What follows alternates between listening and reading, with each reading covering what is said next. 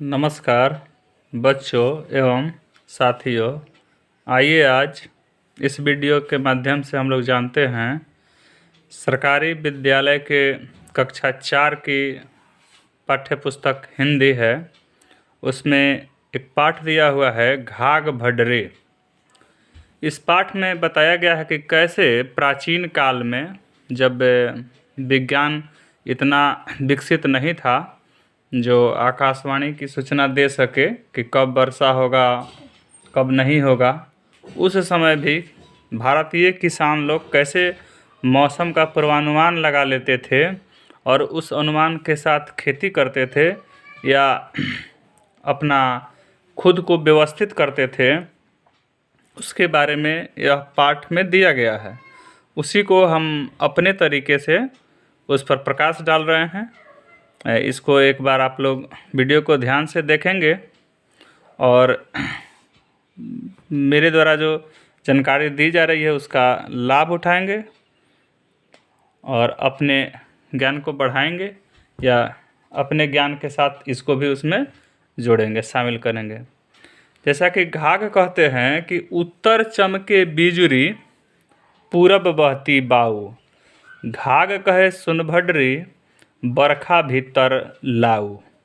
यहाँ देखिए, यह प्राचीन हिंदी में बात कहा गया है। इसको अगर हम साधारण भाषा में अपने तरीक़ा से अगर इसको बतलाएं, बच्चे लोगों को समझाना चाहें आप लोगों को, तो उसमें होगा उत्तर चमके बिजली, यानी जो बिजली कड़कती है बारिश के मौसम में, बरसात के समय में, वह देखिए चार जो दिशा होता है ना, पूरब पश्चिम उत्तर दक्षिण, तो अगर वह बिजली उत्तर दिशा की तरफ चमक रही हो और पूरब बहती बाऊ यानी पूर्वैया हवा चल रहा हो, यानी पूरब से हवा आकर के पश्चिम की तरफ जा रही हो, तो घाघ कहे सुन भड्डरे, यानी घाघ कह रहे हैं कि किसान लोग, भाई लोग सुनिए, बरधा भीतर लाऊं, यानी वर्षा होने वाली है। आप अपने बैल को, मवेशी को घर के अंदर ले लीजिए या आप भी मतलब सुरक्षित स्थान पर चले जाइए, क्योंकि वर्षा निश्चित होने वाली है। दूसरे में कह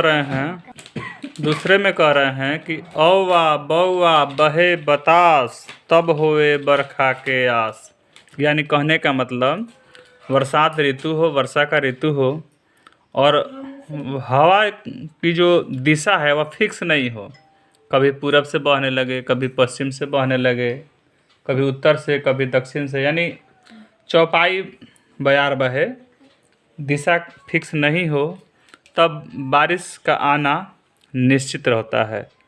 यानी एक दिशा से हवा नहीं बह करके चौपाई बयार बहे, तब वर्षा होने की संभावना ज़्यादा रहती है। अगला में कहते हैं लाल पियर जब होए आकाश तब नहीं बरखा की आस, जब आकाश तरह तरह के रंग बदलने लगे, यानी कभी ब्लू दिखाई दे, कभी सफ़ेद दिखाई दे, कभी लाल दिखाई दे, कभी पीला दिखाई दे, यानी अपना रंग बार बार बदले, इसका मतलब कि वर्षा नहीं होने वाली है। अभी फ़िलहाल वर्षा नहीं होगी, कोई और जो विकल्प है उसी का इस्तेमाल करना है। अभी वर्षा होने की संभावना नहीं है। उसके अगला में कहते हैं कि रात निबद्दर दिन को छाया, कहे घाघ अब बरखा गया, यानी रात निबद्दर, निबद्दर का मतलब बिना बादल के, रात में बादल नहीं रहे, और दिन को छाया यानी दिन में बादल आ जाए, सूरज को ढक ले। अगर ऐसा मौसम हो रहा हो कि रात में बादल नहीं रह रहा है और दिन में बादल आ जा रहा है, तो घाघ का कहना है कि अब वर्षा होने की उम्मीद नहीं है, अब वर्षा नहीं होगी।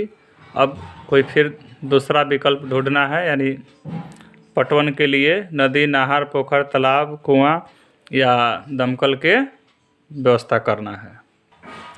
अगला है उल्टे गिरगिट ऊंचे चढ़े, बरखा होई भोई जल बढ़े। घाघ कहते हैं कि देखिए, अगर अपने घर में अगल बगल में गिरगिट उल्टा होकर के अगर दीवार पर या पेड़ पर चढ़ रहा है पीछे के भर से, तो समझ जाइए कि अब बरखा होगा और बरखा ऐसा होगा कि बाढ़ आ जाएगा, यानी भूमि का जल स्तर बढ़ जाएगा, जो ज़मीन पर पानी पानी हो जाएगा। यही कारण है कि गिरगिट उल्टा होकर के ऊपर चढ़ रहा है दीवार पर या पेड़ पर। अगला है कि अगहन बरसे हून, पूस बरसे दून, माघ बरसे सवाई, आ फागुन बरसे मूर गवाई। अगहन यह है महीना का नाम है, हिंदी का महीना होता है। कार्तिक के बाद आता है यानी छठ के बाद आता है महीना अगहन। अगहन पूस माघ फागुन यह सब हिंदी का महीना है।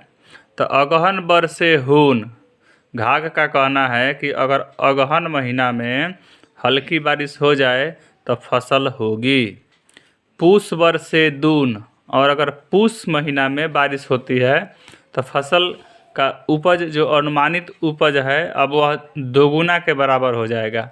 यानी जो अगहन में बारिश होने से फसल होने वाला था उसके दोगुना फसल अब पूस में बारिश होने के कारण होगा।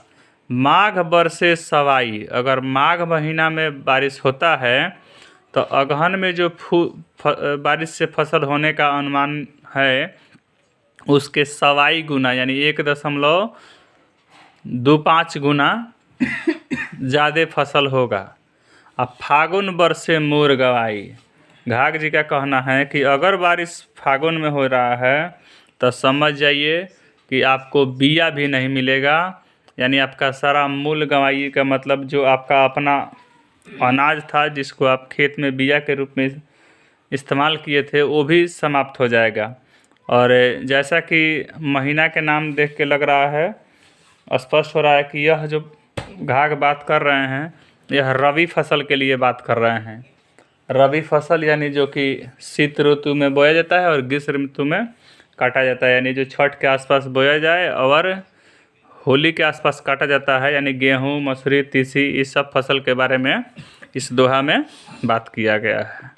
इस तरह से यह बहुत ही उपयोगी पाठ है और इसमें पुरानी बातों को दिया गया है बच्चे लोगों को समझने के लिए कि कैसे प्राचीन काल में जब न रेडियो था न टीवी था और न ही कोई वैज्ञानिक घोषणाएं होती थी, उद्घोषणाएं होती थी, तब भी लोग, भारत के लोग कैसे किसान लोग खेती करते थे और अनुमान लगा लेते थे।